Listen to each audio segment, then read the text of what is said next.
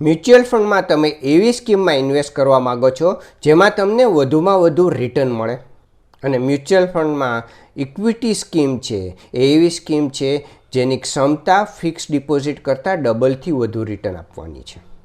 Equity scheme એટલે share બજારમાં invest કરે છે. મ્યુચ્યુઅલ ફંડના ઇન્વેસ્ટરો ઇક્વિટી સ્કીમમાં ઇન્વેસ્ટ કરતા ડરે છે અથવા તો એમાં લાંબો સમય સુધી ઇન્વેસ્ટેડ રહેતા ડરે છે. એનું કારણ એ છે કે ઇન્વેસ્ટરની અપેક્ષા અને શેર બજારનો સ્વભાવ એ બે વચ્ચે બહુ મોટું અંતર છે જે ઇન્વેસ્ટર સમજી નથી શકતા. જો ઇન્વેસ્ટર એને સારી રીતે સમજી જશે તો ઇન્વેસ્ટર વધુમાં વધુ રિટર્ન મેળવી શકશે.